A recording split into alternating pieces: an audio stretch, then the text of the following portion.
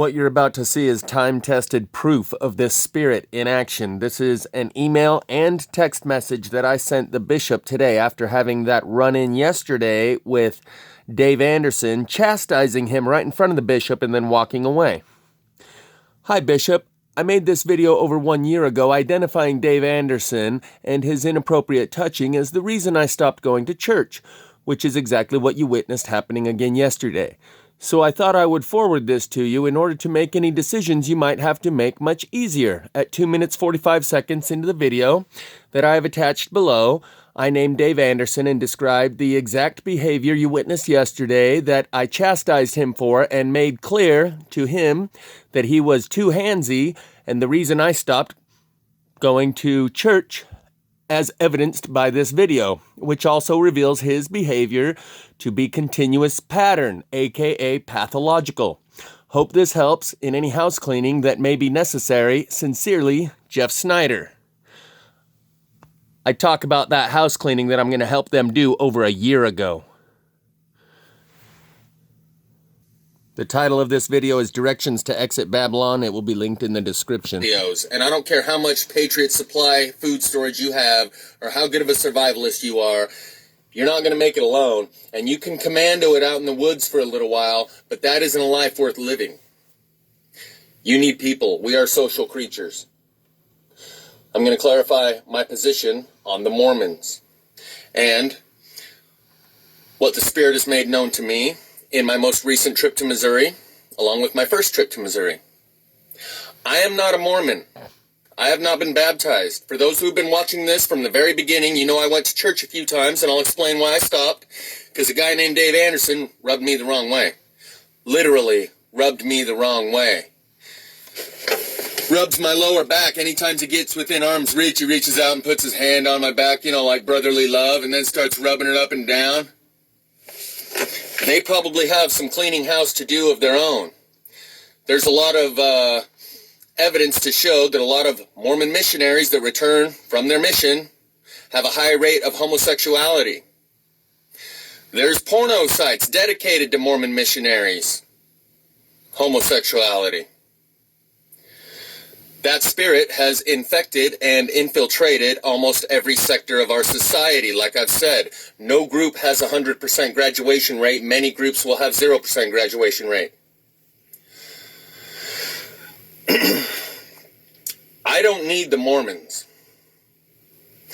But as a way to pay back God for what God's done for me, He's made it clear to me that I have asked and prayed when I first started learning about this interactive spirit and first started calling God all these different names. Through AA, I came to know a higher power as God as I understood Him.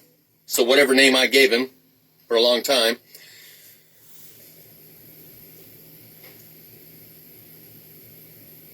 I prayed to be a tool in God's hand. And God has made it known to me that I can be used with greater effectiveness and with greater leverage if I am joined with others who are also tools in God's hand. And there are many in the Mormon Church who are. I have heard Utah Mormons are different than California Mormons. And I would suspect that's true, because in California, you tell one of your coworkers or colleagues that you're a Mormon, yeah, well, you're one of those guys, you mean with the little badges? Oh, they're almost as bad as Jehovah's Witness. In Utah, I'm a Mormon. Well, yeah, just because everyone's Mormon. There are many who just go through the motions without much sincerity. They just do it because that's what everyone does. I do not intend to paint myself like zebras in a herd. They have stripes so they can blend into the herd because there's safety in numbers. I will not paint myself with Mormon stripes in order to blend into that herd. That is not my intention. Like in the song Missionary Man, my mama taught me good, my mama told me strong. She said be true to yourself and you can't go wrong. That is what I've done my whole life. And it is through that being true to myself that I have investigated every angle and aspect of this world, and I will not abandon that truth to myself. It is through the personal relationship that I've developed with God, and this dialogue and rapport that I have, and the long conversation I had last night regarding this subject, that I am being true to myself and offering my services. I will not be a zebra that blends into the middle of the pack. I will be one of the zebras on the outer perimeter where the attack strikes first. As a man with no women and children, I will take the front lines in order that the men with the women and children don't leave broken families behind or have the primary caregiver wounded or worse. There are many people there with priorities and principles who practice behaviors that are sincere. There are also many, especially in Utah, who just go through the motions and never really questioned it, and right now they're kind of wondering, is this really the true church? Do we really have God on our side? Because me, along with most of the other people I see just go through the motions, pay their 10%. I do not intend to pay 10%. I intend to give 100% of my time, effort, energy, and resources to this tribe. Because at this point, that's the option. It's all or nothing. And as far as Dave Anderson, I'll have a little personal talk with him and let him know that if his intentions are truly what he says, just to make people feel welcome, that he is undermining his own purposes. It seems a bit like he's got a different agenda, and he presents himself to the newcomer who walks through the door as the authority, and he usurps the power and authority of the church elders and the authorities and presents himself as the person whose approval must be sought by the person coming through the door if you want to join this organization. And by doing inappropriate touching, if you did that to a woman, it's called sexual harassment, unsolicited sexual advances. Well, I'm a man and you're a man. It's brotherly love. What are you suggesting? I'm homosexual? And I'm doing it right here in front of everyone, so it means it must be okay. It's standard pathological grooming.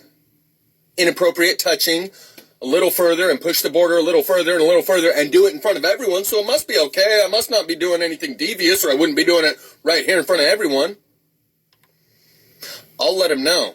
If a person like me, who's as interested in this as I am, which is more than about any other newcomer who might walk through that door, is dissuaded and pushed away by your efforts to make me feel welcome, then any and every other person that you introduce yourself to will also be unappreciative.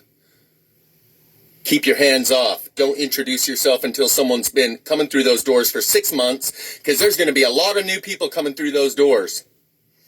And I'm not going to let some asshole drive me away.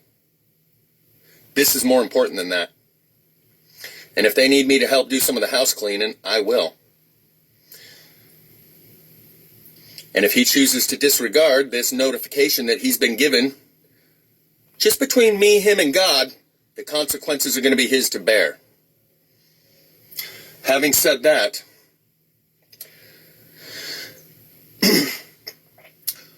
what I've been shown is that what was accomplished from my first trip out to Missouri to follow the Spirit with reckless abandon and put myself in harm's way and risk anything and everything, life itself, physical injury, pain and suffering, inconvenience, uncomfortableness. By following this Spirit and putting myself through it first, I will now be able to make decisions that affect other people. Prior to doing this, I wouldn't have been able to do that. It's like you've got this machine that you built and you don't know if it's supposed to take someone to the moon, but I don't know if it's going to work or not. So I test it myself first, and once I've gone to the moon and back, I know it's safe, and then I will say, okay, you should get on this ship, it's safe, it works. I put myself through as the test subject. And now I am able to follow the Holy Spirit and make decisions that affect other people based on that Holy Spirit, which has developed a relationship with me and shown me that I came out the other side intact.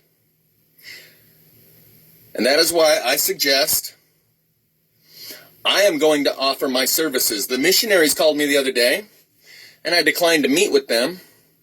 Yeah, I'd like to have some discussions with some seasoned veterans of God's army, and maybe trade some war stories, but the level of conversation I would like to have might not be appropriate for the 19-year-old missionary, but there is also the converse. Maybe it is children who are more likely and willing and able to discuss things that don't fit into reality that as everyone else perceives it, because in their life, it's been their reality. A direct relationship with the Holy Spirit, interactions with this world that defy laws of physics and conventional wisdom of the zeitgeist of the general population. And so maybe it is children who are willing to have those conversations and haven't curtailed their speech in order to not be the center of attention or run contrary to what other people believe. So, in offering my services, in whatever way possible, in order to contribute to the community, I will be introducing myself to some of the people in there and having some serious discussions. And whether or not I get baptized is secondary and really matters not. I don't need the Mormons. I've got God, and God's got me either way. I've got a place on the other side of this world, but during the remainder of this life, I'm going to serve God. And God has made it known to me that I can be a tool in His hand with greater leverage and efficiency and effectiveness if I am paired up with others who are also working as tools in God's hand. And there are many in the Mormon Church. There are also many who just go through the motions, pay their 10%, and it's just they get a social reward for doing what everyone else does and blending in with the zebra herd. And my last 2 years of my life has essentially been my own mission, like a missionary. And my testimony that God is working and the Holy Spirit is drawing people into the fold with all of the physical evidence that I can show from my personal experience, which also might not be appropriate for women and children. I considered putting a display out in front of my house of the plasma-fired Promethean forest with the flame lamp and all the other pieces I got with a sign that says free tours of the plasma-fired Promethean forest. Call my phone number to set up an appointment and make arrangements. But that's discussions that need to be had amongst men. You don't need women freaking out going, why do I need to change the kid's diaper if it's shitty if we're all just going to disappear here in a minute? Those are the caretakers, and there are some people, if there's a woman who says, bullshit, I'm coming with, I want to see this plasma-fired forest, so be it. But it is by choice, through attraction rather than promotion, that these meetings and these discussions will be conducted. And it's not for everyone. Many people aren't ready for this. Many people are not going to choose to make it through this. They're going to go with the flow, whichever way the wind blows. And there's a wind blowing. And I've got my sail up and I've got my course set. Choose this day whom you will serve. And I serve God, and God has let me know that there are others who are also tools in His hand, very dedicated to the cause, with very genuine and authentic life experiences that have led them to a place similar to where I am. And there are many others who just go through the motions and aren't even sure whether or not their church is true or whether or not we've been deluding ourselves, and this is just kind of a social network with tax breaks. And their faith would be bolstered when they hear and see that a wretch like me has been saved and guided through the experiences, the extraordinary experiences, which a few of you have been right there with me, watching, experiencing secondhand, vicariously. It is from the greatest skepticism that the greatest faith can be developed. Someone like myself was a skeptic for a very long time and still am. Someone who was just brought up in the community and the culture and indoctrinated with the Bible and given social rewards for compliance to the social norms of the community they grew up in. They may not have as strong of a faith as someone who didn't grow up in that and has been moved in the ways that I have over the last 2 years. I have been interacting with the Spirit since I was about 19. Just like I've said that It lends more weight and credence and credibility to my personal testimony that I was not brought up in that environment and that I do not receive the rewards and I was not indoctrinated. Yet I still have a commitment and a conviction that is so strong, it lends greater credence and credibility. Likewise, I'm still not a Mormon. And as a non-Mormon, it should lend greater weight and credence and credibility to my suggestion that you go find a tribe and they have people with ideals and principles and priorities that are in alignment with my own. And there are other men there like me who aren't just giving lip service and word salad for social reward, who truly know God and have a personal relationship with Him, and have been preparing for a very long time for this day. They were preppers before a prepper was even a thing.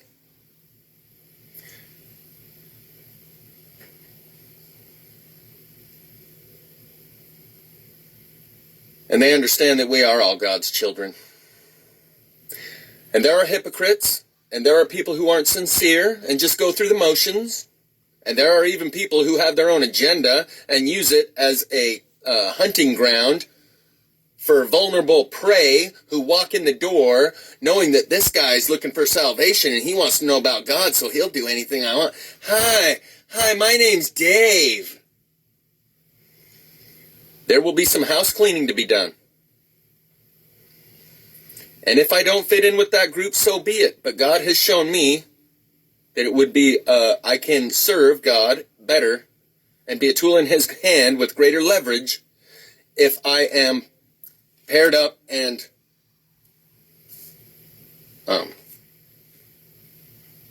put myself in with others who are also working as a tool in God's hand. That is why I can tell you with certainty, you don't need for me to go in, test the waters, and tell you, hey, yeah, the waters are fine, come on in.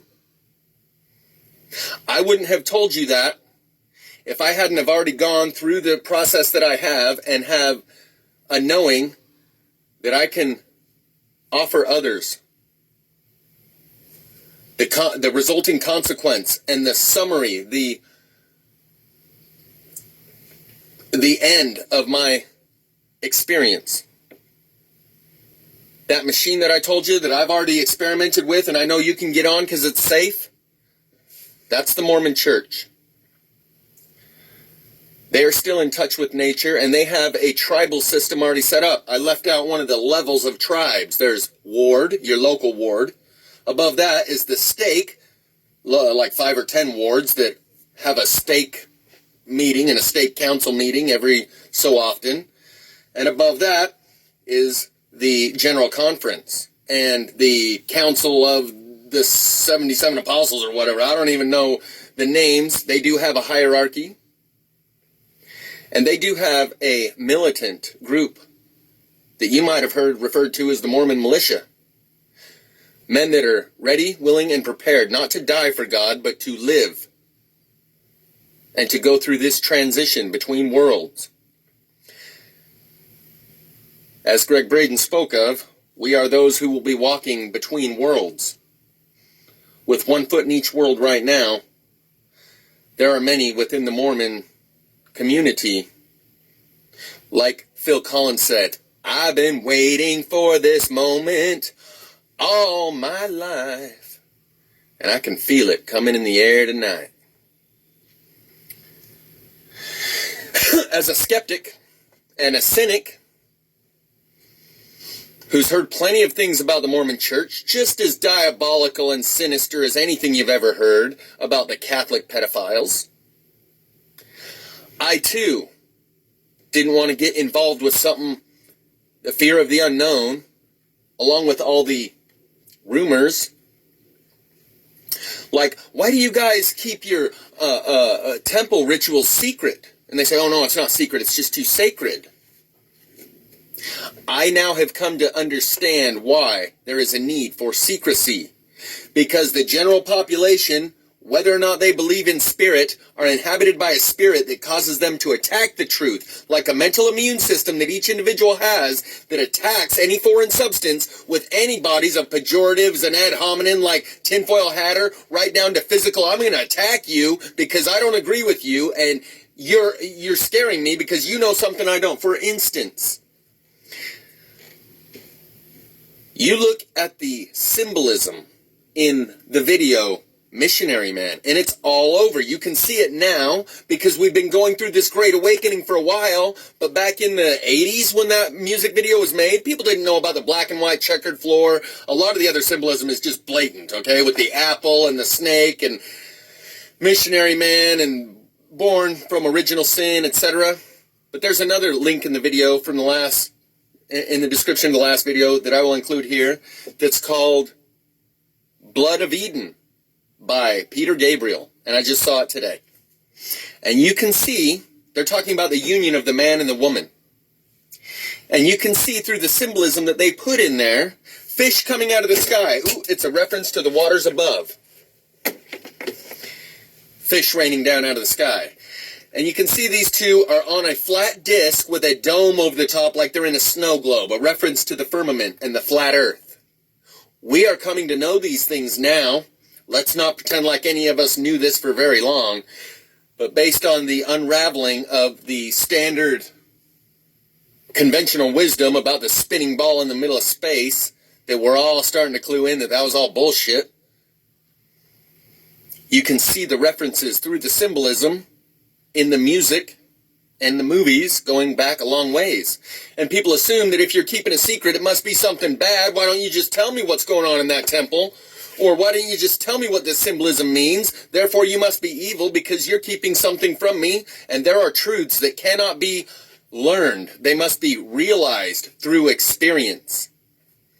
And unless and until they are, by the individuals meet God, not groups.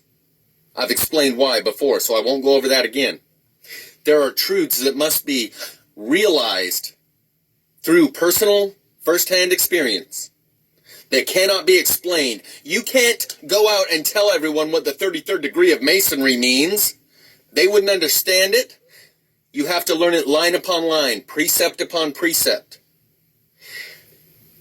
And therefore the secrecy is self-imposed by people who choose not to go through the process of learning to come to know the truth. And they demand it of those who obviously know a little bit more than we do about what's going on in this world. And they say, you must be evil because you're keeping something from me.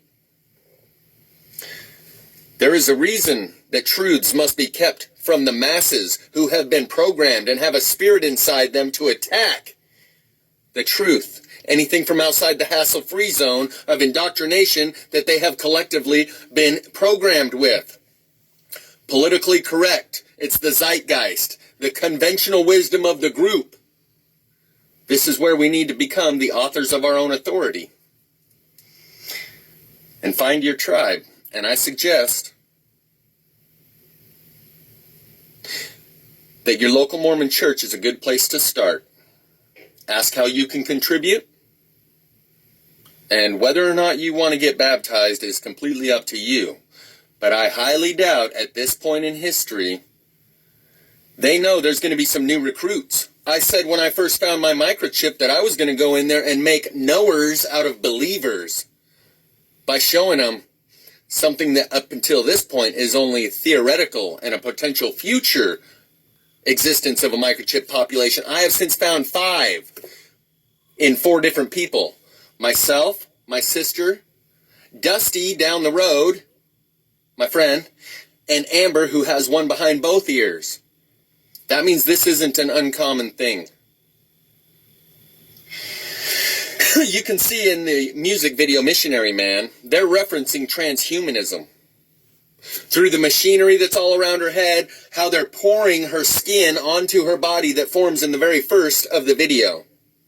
I've explained how you and I are artificial intelligence. We were created. Therefore, we are God's AI. But you are simply a biobot who is a stimulus response package just like a computer that only has a certain set of parameters that it can respond to until you become self-aware. And once you become self-aware, then you can become self-learning. Until then, you're a stimulus response package programmed by the collective. Individuals meet God, not groups.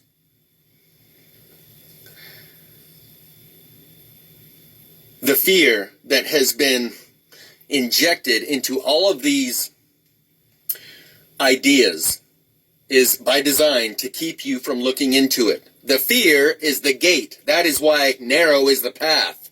Because so few are willing to go down that path and face that fear when they hear Freemason, Illuminati. You know, at one point, Mormon men of age were all required to join the Freemasons. And this country was founded by majority of Freemasons, yet everyone has been terrified of them because of the propaganda. And the only thing you know about Freemasons is what you heard from Call for an Uprising and the other fear propagandists. Likewise with transhumanism.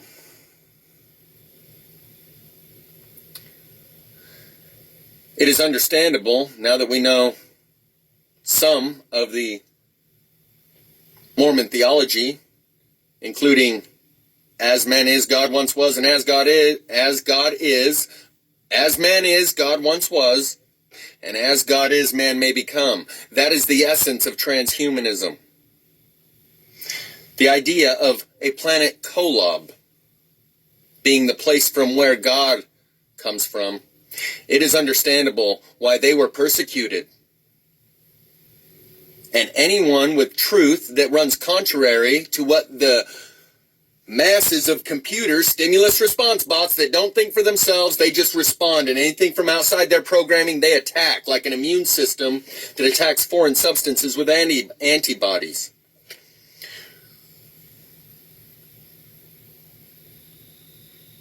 So that is my intention, to develop community.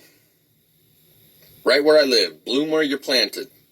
And I'm sitting pretty where I'm at. In some of these other places where the culture around you has already degraded to a point where it's a tinderbox ready to go up because all of those people are so depraved and let their spirit be disintegrated and devolve. See, these Mormons have been preparing for this for a long time. They've kept their bodies healthy and their mind and their heart from being polluted by all of society's cultural norms and influences and going along with what everyone else is doing because everyone else is doing it. That I can't be too bad if everyone else is doing it also. So there are men who are ready to take their position. And that is why I will be seeking to join them. And if you are someone who is prepared to transition through this transition period from this world into the next, it's still going to be right here. Because the one thing that's not going to happen, the solar flare, was it going to take us all away? You don't know. The one thing you know that's not going to happen is life as usual, life as we've known it. This ain't going back to normal. Full speed ahead. Anything's possible except going back to yesterday. And normalcy bias leads people to think that tomorrow will be pretty much just like yesterday, plus or minus 10, 20%. Oh, this is just a political movement, just like all the others that have happened. And there's just a transition of power, and then things will settle back down. No, that ain't happening. This is all or nothing. So I intend to attempt to develop a community around me as a person who I have no ties, I have no friendships, I have no relationships with Mormons. I don't. And it is from that position that I tell you now. See, if I was a Mormon, you'd think, well, of course you say the Mormons are great. You're a Mormon, right? You would think, well, you have an attachment to them. And therefore, that's why you say they're so great and good people. And that's where I can seek refuge, and they will accept me for who I am. I'm not a Mormon. But I can tell you, even from all my skepticism that I've had, and the spirit that's guided me through the transition that I've been through the last couple of years, you know if you've been watching this. The day I left to Missouri, the newspaper's heading that said, the Mormon temple is closing for a 4-year renovation. The spirit that leads me also resides in that church, and I felt it. The 2 or 3 or 4 times that I went a couple of months ago, the spirit was there. I'm not going to let an individual derail my attempt to serve God in a better way. And God has made it known to me that there are other people who are very effective tools in his hand, very dedicated, very genuine, very authentic. And fear of the unknown is really what dissuades people.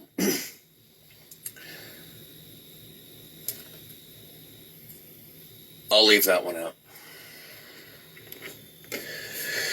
You will know them by their fruits. And that is one thing that I've had a first-hand experience of, like a case study where I am enveloped by the culture that I'm studying and examining, like an experiment, like an analyst from outside looking in, but embedded within the culture around me, but not part of it. And I can tell you, the fruits of their labors are good. They have communities. They value families. They are not part of Babylon. I was telling you, I was screaming it into the camera, breathing fire. Get your ass out of Babylon now! A year ago. Now, everyone's running for the exits, looking for a way out of Babylon because they can see that Babylon is falling fast. There's an exit in your local neighborhood, and it's called your Mormon church. Go get to know some people. Have very genuine, authentic, open discussions without any pretenses. Whoa, that's a big old moth. And see where it goes. What are your other choices?